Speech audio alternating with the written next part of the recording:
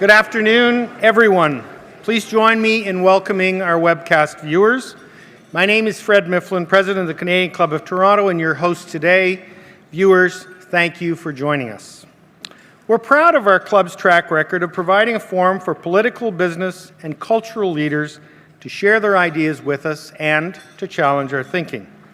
Today's guests are great examples. Before I formally introduce them, let me tell you about some of our upcoming events. Next Thursday, June 1st, Evan Siddall, President and CEO of CMHC, will be here to discuss Canada's national housing strategy. And on Thursday, June 9th, Bill Down, President and CEO of BMO Financial Group, will be at our podium as part of our Global Leaders Series as the bank celebrates its 200th anniversary. To order your tickets or to learn more about the club, please visit our website at canadianclub.org. You can also join the conversation via Twitter and Instagram by following us at CDNCLUBTO or by using that hashtag.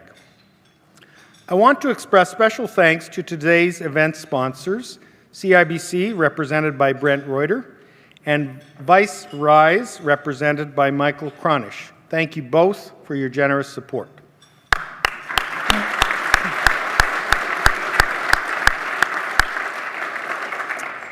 And now our guest speakers. Addressing the historic and entrenched system of neglect of Canada's First Nations people is the focus of considerable attention. It is no coincidence that as Canada turns 150, addressing past wrongs is high atop political, institutional, and community agendas across the land. Today, we're honored to have National Chief Perry Bellegarde and CBC radio host Duncan McHugh discuss reconciliation from their unique perspectives. The Assembly of First Nations, our country's foremost national Aboriginal advocacy organization, has benefited from a succession of dynamic and passionate leaders. The Assembly's 11th National Chief, Perry Bellegarde, fits this description aptly. He was named National Chief in December 2014. Known for his ability to build consensus, he brings people, leaders, elders, and healers together to advance First Nations issues. He's held the roles of Councillor, Chief, Tribal Chair, Chief of the Federation of Saskatchewan Indian Nations, and Assembly of First Nations Regional Chief for Saskatchewan. Joining Chief Bellegarde is Duncan McHugh. The host of CBC Radio's Cross Country Checkup is a well-respected journalist who has been widely acknowledged for shining a bright light on Aboriginal issues. He was part of a CBC Aboriginal investigation into missing and murdered Indigenous women that won numerous awards. He's also an adjunct professor in the UBC journalism program and was recently awarded an Inspire Award for Public Service, recognized for his contribution to journalism and journalism education. As I mentioned earlier, if you have any questions or comments, please fill out one of the Q&A cards on your tables, and one of our staff will collect them. Chief Bellegarde and Duncan, a warm welcome to you both. The Canadian Club of Toronto's podium is yours. Good job. Thanks very much. I was just going to jump up, but Perry was worried he was going to hurt himself. Oh, I can still get into that hockey arena. This is fun. I'm excited. But why did you want to do a fireside chat rather than the old just get up at the podium and give a speech? I think it was more just more low-key, more relaxed, more informative. I've done the speech here many, many times from this podium, and I thought we got a really robust, exciting crowd here. Let's just talk. Cool. And we've got a nice little fire here crackling away. It smells. Fred's putting the logs on. It's all good. Putting the logs on. I can see it. I was told that when I sit with the illustrious chief that I have to bring gifts. So I wanted to present you with this. It's a cross-country checkup magnet. CBC, you know, I mean. And I was introduced as a lobbyist or advocate. I wonder if CBC is doing any of that right now. But here's the thing. This is a special edition cross-country checkup magnet. It comes from our show in the Member 2 First Nation. Ah, yeah. And at the bottom there, it says cross-country In checkup Mi'kmaq. in Mi'kmaq. So can you read that out loud for our audience? All right. Asugmus tumuk tan telemiliok. Not bad for a Cree. Well done. Now, they mentioned those little cards and all the little pens that you got on your tables. I figure this is kind of like a Canadian Club checkup. So really, if you have questions for Perry, I would love to work them in, because otherwise I have to sit here and ask questions for 45 minutes, and I'll have to make him cry. So if you have questions, really write them down. We'll have people collecting them, and I'd love to work them into the conversation, and I'm quite genuine about that. That's part of my gig every Sunday, so it's all good. I want to start just by taking your pulse, because we're supposed to be here talking about reconciliation, and because it's all about me. We in the media industry had a bit of a rough week this past week when it comes to Indigenous issues and the prize that shall not be named. But I had a lot of people come up to me afterwards and talk about that they feel that there's a different mood in the air. So there was the appropriation prize came up.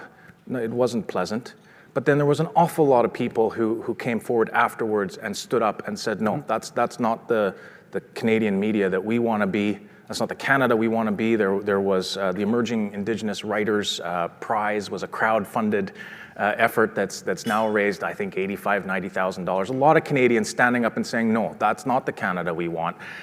And I've had people saying that there's something in the air, that reconciliation seems to be happening. I'm wondering if you're sensing that. I'm going to say yes, it's starting to move, but I'm going to always say not quickly enough.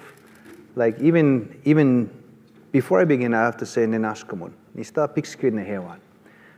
Kinanaskum tenu akaki ono temtek no akumagnak. Egwa ogi mau kinaskum tin Mississauga's new credit naskum tin. Egwa conference or the Toronto club tapwe miasik Fred ninaskum tin. You know, no tawinan smantu kinaskum tin and nakota hometakia pinamaya. I just wanted to do that first, just to get that protocol out of the way. Speaking a little bit in Cree and a little bit in Assiniboine, Nakota, acknowledging that I'm very happy to be here, acknowledging the traditional ancestral lands, Mississauga's new credit, Chief LaForme, and as well the leadership here, the big chief here, I'll say, Chairman Ms. Mifflin here, and to the club to bring everybody together.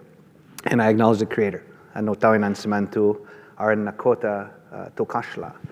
So that done, now to the question of reconciliation.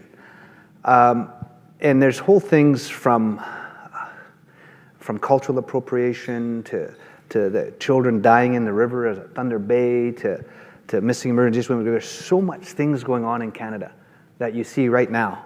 And I was asked, well, when do you think it's ever going to happen, reconciliation? When do you think it's going to move? And I said it this way, well, you know, when there are no more people being found dead in rivers, that's reconciliation. When there are no more 5 to 7 times the national average suicide rates for our young people, that's reconciliation. When there's no more caps on post-secondary education, that's reconciliation. When there's no more of our people filling up the jails, we're 4.5% of Canada's population, but 70-80% of the jails are filled by Indigenous peoples. When there's no more of that, when there's no more 40,000 First Nations children in foster care, that would be a form of reconciliation. when we're no longer shut out from the economy, and set aside from the land and the resource development. That's economic reconciliation, when we can partner with industry, both public and private sector. That's reconciliation. When we can teach our children to embrace the diversity here in Canada, to respect all languages, all cultures, including the Mississaugas in Ukraine, including the Haudenosaunee, the Ongahoi peoples, including the Nehewak peoples, the Anishinaabe peoples, the Mi'kmaq people, the Coast Salish people. We have 58 different tribes. So even embracing the concept that Canada founded just on this beautiful English language, and mais oui, je parle français un petit peu. Mes amis, bienvenue tout le monde. Vous êtes très important à mes yeux. Not bad, huh? That's reconciliation. So it's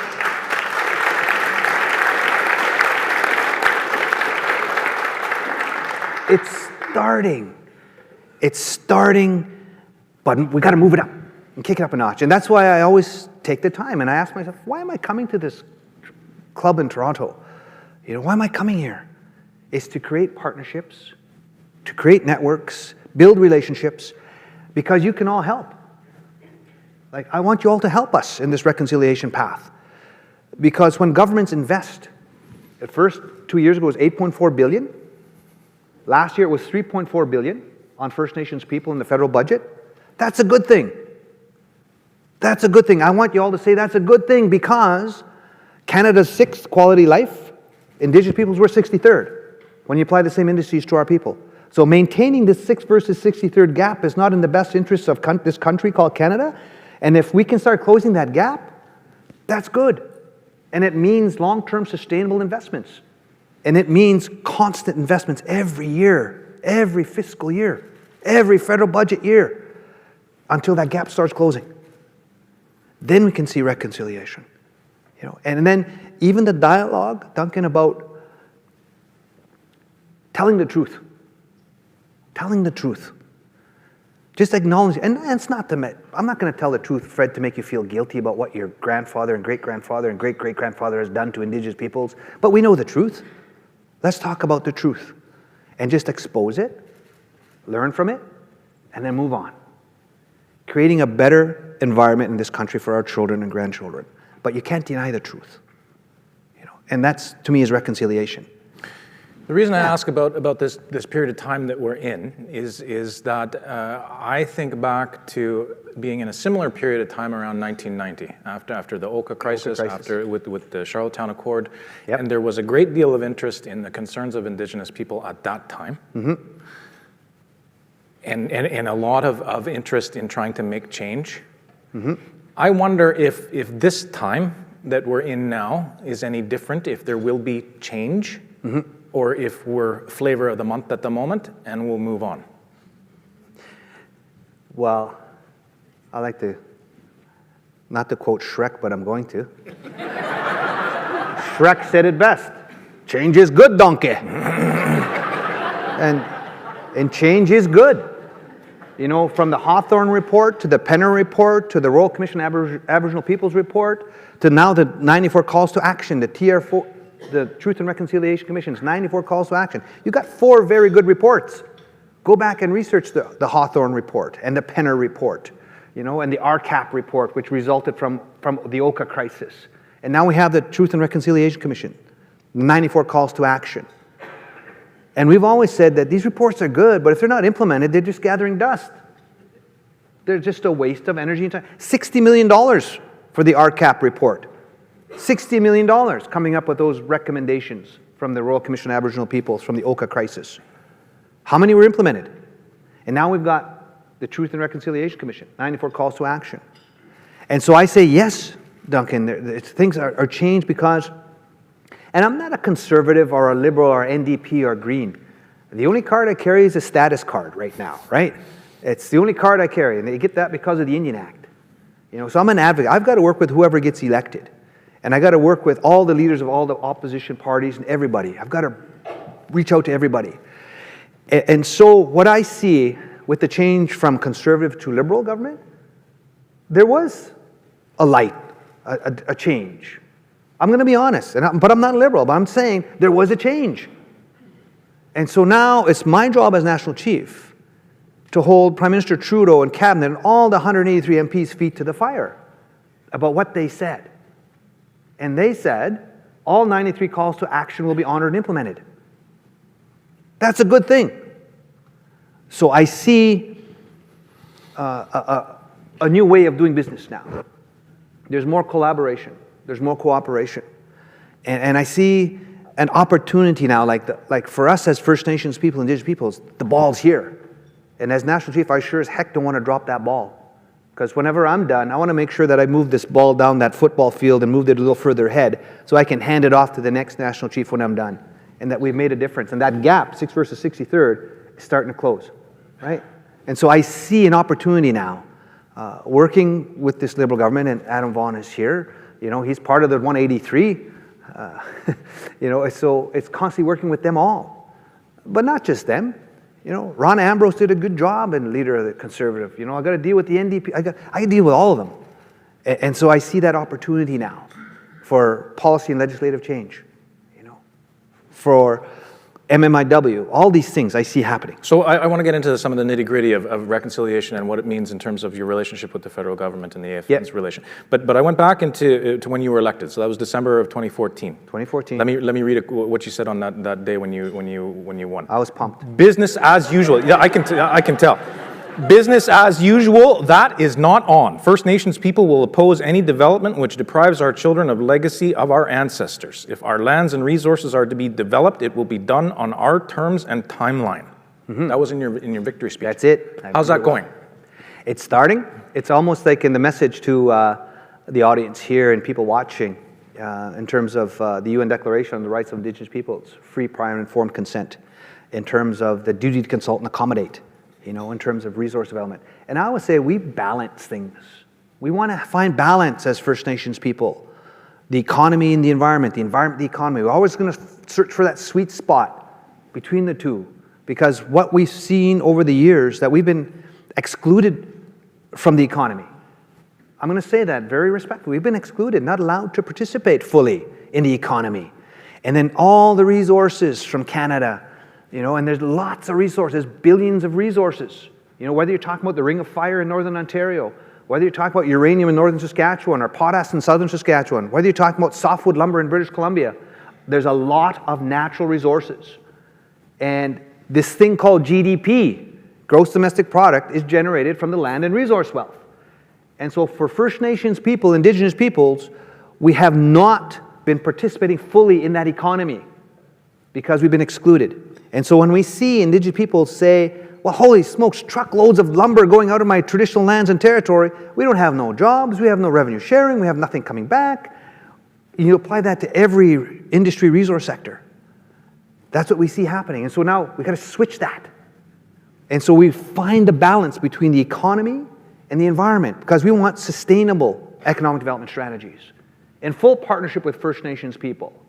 You know, and this whole thing called FPIC, free, prior, and informed consent, it's the ability to bring public and private sector together, federal, provincial governments, and First Nations governments together, and map things out before you try to build anything. And that was what I meant in my words. Because even now, I'm using this word called assumed crown sovereignty and assumed crown jurisdiction. And I say that with most respect and great respect, because there's a challenge now in a respectful way about this thing called the doctrine of discovery, and even this concept of terra nullius, vacant land. You know, so how did the Crown gain title to the land and the territory and the resources? It was via that animal called the doctrine of discovery. And so in a respectful way, we have to say, is that indeed the truth? Because we believe it isn't. Because now in the global community, in the international community, that's becoming viewed as an illegal and racist doctrine. And it is. And so now that's going to have an impact. It's all about, when Chief Stace used the word treaty, we have many kinds of treaties in Canada. We have the Truro Wampum Treaty. We have the pre-Confederation treaties. We have the number treaties, where I'm from. And we have treaties amongst ourselves as Indigenous peoples as well. But that treaty relationship was all about sharing the land and resource wealth, mutually benefiting from the land and resource wealth. But we don't see that happening because we still see, we're 63rd, remember? Canada's up here. And so we have to find creative ways to build partnerships with industry so that we can look at mutually benefiting from the resource wealth that's there. So it's that line that you said, Duncan, is from that speech, because I wanted to stir the pot a bit. And whether you're talking about pipelines, whether you're talking about industry development, whatever industry there is, you've got to find a new way of doing business. And to all the CEOs in the room, ask yourselves, do you have an Indigenous engagement strategy and plan? Do you have a representative workforce strategy? Do you have a procurement strategy? And I always say, how many Indigenous people are on your board of directors? How many Indigenous people in senior management? So I want to see Indigenous peoples around senior decision-making table. Wherever decisions are being made, we got to get Indigenous peoples there. You're going to have diversity, but you're going to get really good, robust dialogue and discussions on policy and developments and strategy, and you're going to come up with a really good end product. That's what I'm going to encourage everybody to do, whatever organization you're from here. And that, to me, is all from that one statement. You mentioned free, prior, informed consent. And so if we look at the Truth and Reconciliation Commission recommended that Canada needed to adopt the United Nations Declaration on the Rights of Indigenous Peoples, that phrase is the heart of UNDRIP, free, prior, informed consent. And Canada has gone to the United Nations and said, we now, our reservations about UNDRIP, we have them no more. We adopt the UNDRIP. But then on the other hand, we've also heard from the Justice Minister, Jody Wilson-Raybould, who has said that UNDRIP is in many ways unworkable in terms of trying to implement it, right? She said that to the chief. Last July, a couple of years ago. So let me ask you about that notion of free and prior informed consent. What does that mean to you as the head of the AFN? Okay, a couple of points. Since Minister Raybould has come to the Chiefs Assembly right after a couple of years back, there's been a change in attitude, there's been a change in messaging, there's been a change in communications, that it is now workable, to look at ways that you can adopt this international covenant, this UN Declaration on the Rights of Indigenous Peoples within this nation state called Canada, within the confines of the Constitution of Canada, Section 35, which states existing Aboriginal treaty rights are recognized and affirmed. So it is possible to look at ways of implementing that now. But the most important clause within the UN Declaration is not just free, prior, informed consent, Duncan. I would argue the most important clause is the one that refers to self-determination. Self-determination for Indigenous peoples. And as Indigenous peoples, we have our own languages, we have our own lands, we have our own laws, our own identifiable people, and our own identifiable forms of government. 5 elements for that inherent right to self-determination to be recognized globally. And so when we have that right, I've always said it's the right to say yes, or the right to say no. That's what it is. And we have a mixture now across Canada. Some chiefs and councils want to support this initiative, whether you're talking about oil and gas developments or pipelines. Some do not want it. So we have that divergent opinion. So I come back to the point about following and trying to find that sweet spot between the economy and the environment, always respecting that inherent right to self-determination as Indigenous peoples, working towards the balance between the economy and the environment. And free, prior, informed consent basically means, before you build anything as industry or governments, first build a respectful relationship and a respectful dialogue with the Indigenous peoples, the rights and title holders. That's the most important thing. So I'm going to put words like veto on the shelf, words like that, because they're not mentioned in the Chilcotin decision, the Williams case, Supreme Court of Canada decision. But duty to consult and accommodate is, right? Even within the UN Declaration, veto is not mentioned, but free, prior, and informed consent is. It's the ability to bring people together to create that dialogue and find common ground before you put a shovel in the ground. And to me, that's going to create economic stability and economic certainty. And so I've asked not only the federal government to do that, but I've asked each of the premiers to do the same thing, to find ways and means to look at implementation of the UN Declaration. And I've lifted up Rachel Notley 2 years ago when we meet with them, with the premiers. We get to meet with them annually, because she was the first premier to say and give instructions to her cabinet, go out now, go forth and go hither and come back with a plan and strategy and how this can be implemented within your departments as ministers. And she wants that plan back. So that was one provincial government. But that can happen 10, 13 times over. So it's federal, provincial government. So that's what that means to me, when free, prior, informed consent. We don't want to create economic instability, but we want the relationship. But you say, okay, put veto on the shelf for a second, but let me press you a little bit. Press away. The Trudeau government has approved, let's say, the Kinder Morgan pipeline, the Trans Mountain pipeline running from Alberta into British Columbia. There are a number of First Nations along the line which have expressed concerns. The Tsleil-Waututh Nation, which is in the port of Vancouver, has refused to be part of the process, the NEB consultation process, because they say it's a flawed process from the beginning. It does not satisfy consultation. From your understanding of the United Nations Declaration on the Rights of Indigenous Peoples, should the objections of a group like the Tsleil-Waututh or other First Nations along the line be recognized as part of their rights in their territories? Is it part of their self-determining rights, and therefore is Canada ignoring their rights? Yes, on one hand, and then no on the other hand. Because you also have First Nations people that support Kinder Morgan on the other hand. You have Tsleil-Waututh at the end, where it's going to come out, that says no to it. So, again, you're going to have 128 First Nations. In Canada, you've got 634 First Nations. Does everybody have a good understanding of everybody in the room? Nod your heads or no? I'll take 30 seconds to describe something here to you. Well, there's 634 First Nations across Canada, right? You got 203 in British Columbia, 203 chiefs. Alberta, you've got 47. Saskatchewan, you got 74. Manitoba, you got 66. In Ontario here, you got 134. Quebec, you got 42. On the East Coast, the eastern provinces, there's 33. Up north in the Yukon, there's 14. And in the Northwest Territories, there's 28. Out of those 634 First Nations, there's 58 different tribes or nations.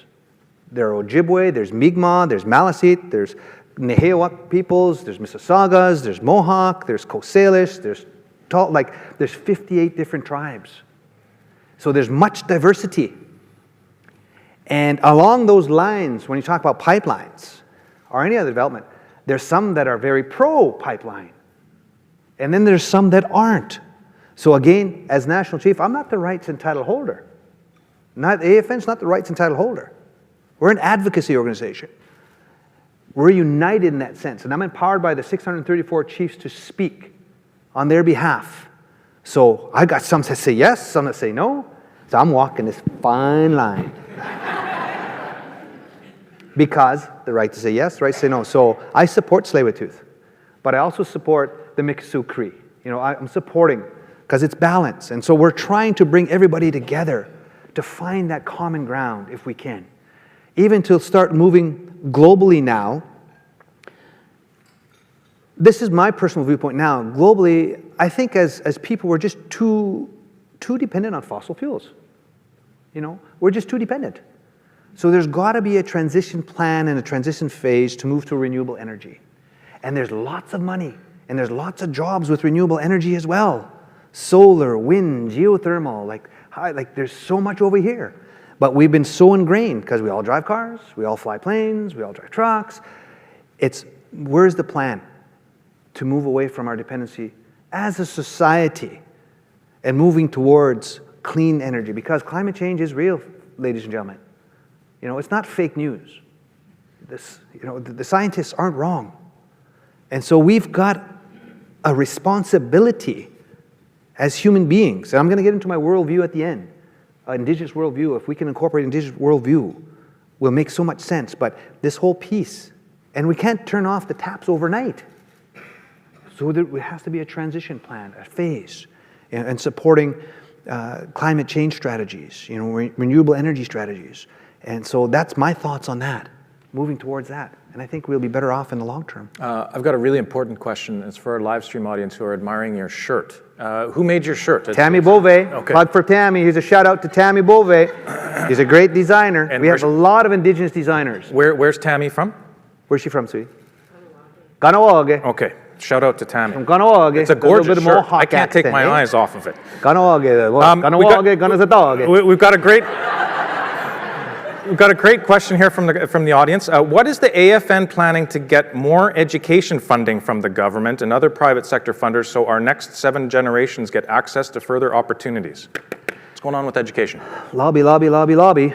Efforts, advocacy. This past year, you'll see the $90 million for post-secondary education funding, right? So that's $45 million a year, because we had 10,000 students on the post-secondary student wait list. And we've always said there's no better way out of poverty than a good education. There is no better way out of poverty than a good education. So that means K-12. So you got to have proper schools, proper resources in the schools. You know, math and science, computer science labs, the whole STEM piece, science, technology, engineering, math have to be a greater focus on that. So the schools are there from K-12. But then you also have post-secondary. And so that's where, again, that $90 million in the federal budget comes from. Last year's federal budget announcement, right? So that's $45 million a year. And that's to deal with the backlog of students on the post-secondary student wait list. And so that's the efforts that we go through. I go through a painstaking lobby effort every fiscal year to try to influence that Sunya Ogimao. That Sunya Ogimao in Cree means big money chief. That's Morneau, Bill Morneau. That's what we call him. That's what I call him. Sunya Ogimao. He's the money chief. He's the director of finance. He's the minister of finance that has to put the federal budget together. So I basically go to every minister. What are your priorities in your ministry department? What are you asking for, Minister Bennett? Priorities within INAC. It's got to be housing, O&M, band support funding, education investments. That's one piece. You know, and then you hammer on the inside, Minister Bennett, and I'll hammer on the outside to the Sunya Ogimao. Then I'll go to ESDC, Minister Haidu, skills and training. You know, the assets program. We need more investments there because that deals with not only skills training, but also deals with on-reserve daycare. Our children, our little ones. Proper investments there. Hammer away on the inside. I'll hammer away on the outside. And the same thing with Jane Philpott on health. Non-insured health benefits, transportation, youth suicides, national mental health strategy. She's got to get some money in her department to deal with that. Push it on the inside. I'll push it on the outside. Policing, Ralph Goodell. The policing program's got to be fixed. Hammer on the inside. Same thing we do on the outside. So that's how we do it. That's how I'm advocating. So it's influencing the federal budget cycle every fiscal year. And then to the people, we tell our young people, we walk in both worlds as Indigenous people. So equally important, and our old people used to go two hands, used to go like this. Egwa nosum tu. Egwa. This one over here. Very important. Your K-12, math and science, technical vocational skills training, all the above. Equally important is this one. Hey, what's this one? This one is your languages and your ceremonies and your traditions. Who you are as an Indigenous person. Equally as important to this one. So we have to combine both to our young men and women. And if they're watching, that's how we have to coexist. We foot in both worlds. Because this one, there's that pride in who you are and where you come from. Even studies have shown that when you're fluent in your language, when you're fluent, you're more successful in school, and you're therefore more successful in life.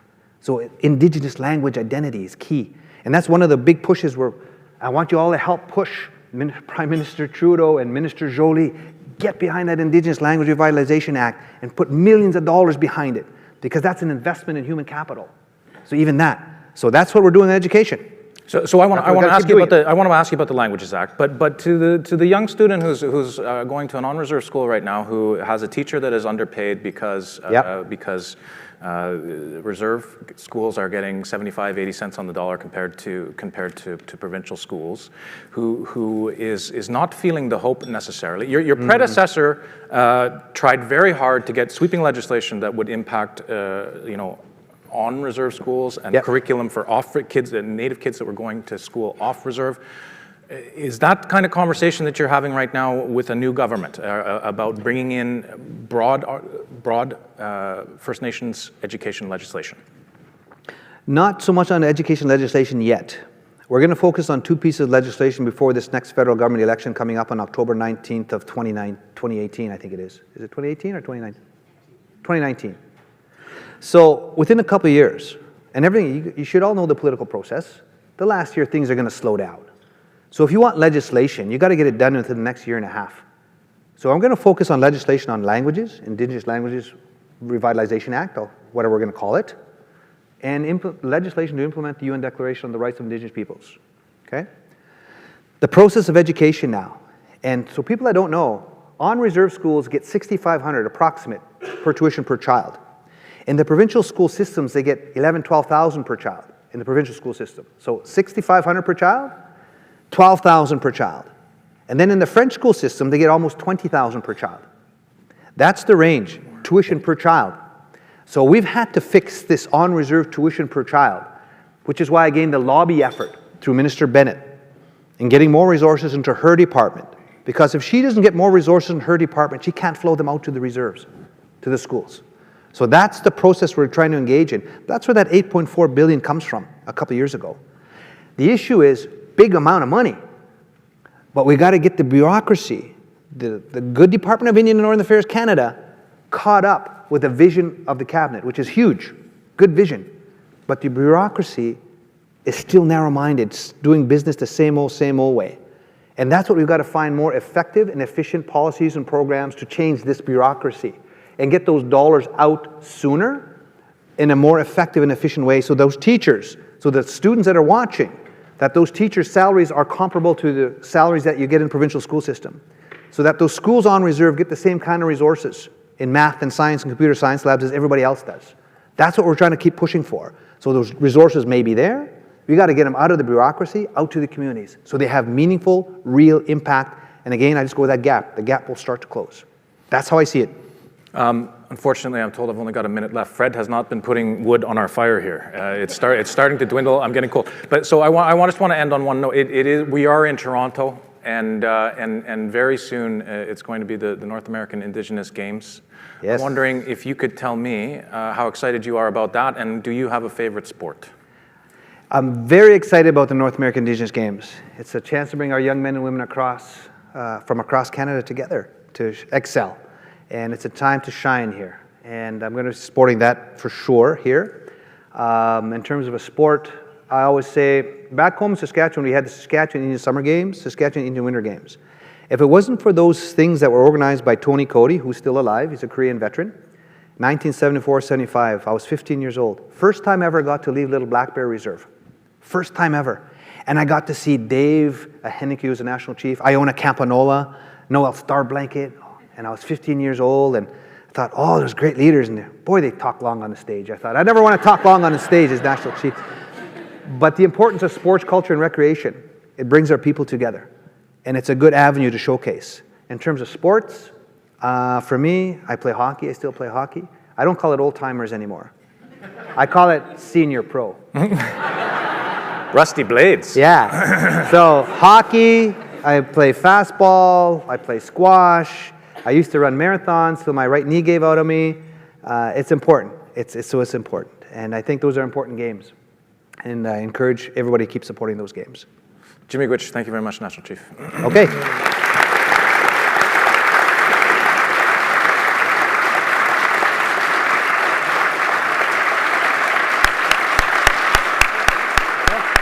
You good, Fred?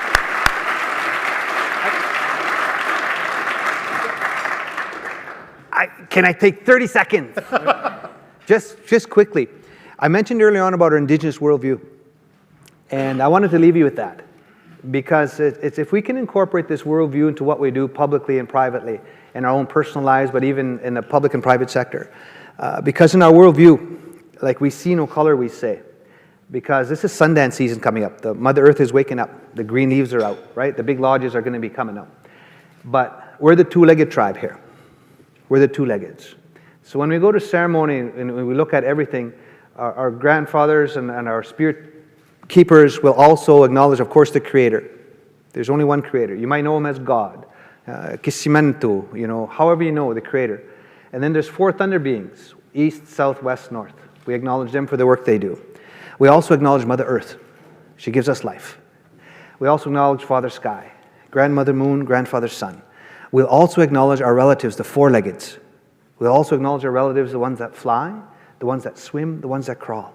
We'll acknowledge the male plants, the female plants, and then very importantly, we'll acknowledge those four grandmother spirits that look after the rainwater, the fresh water, the salt water, and then the water that breaks when life comes. There's four grandmother spirits. So in our ceremony, when you have that worldview, when we say, Kakiao na wako magnak, all my relatives, we're all related. We're all connected. We're all part of that web. And if we can incorporate that into your being, into your way of thinking, we'll have a great world for our children and grandchildren. And that's what I wanted to leave you with. Thanks for listening. Okay.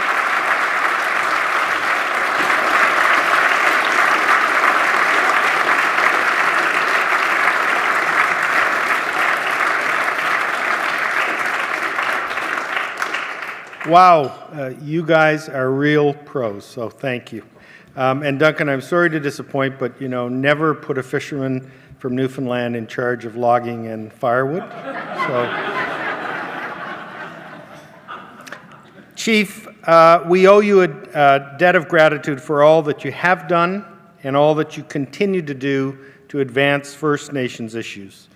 Your tireless advocacy and dedication to making a difference has brought positive change to First Nations communities across Canada, and we anticipate you'll continue to do so.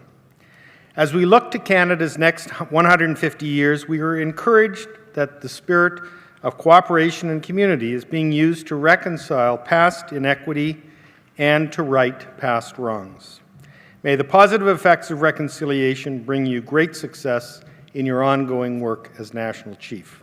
Thank you.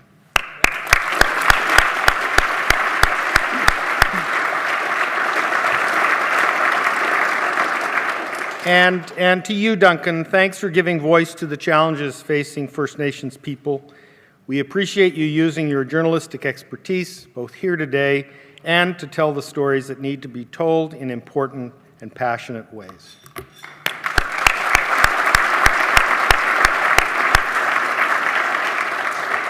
Before we conclude, I want to extend another round of thanks to today's event sponsors, CIBC and Vice Rise. Thank you very much. Thanks.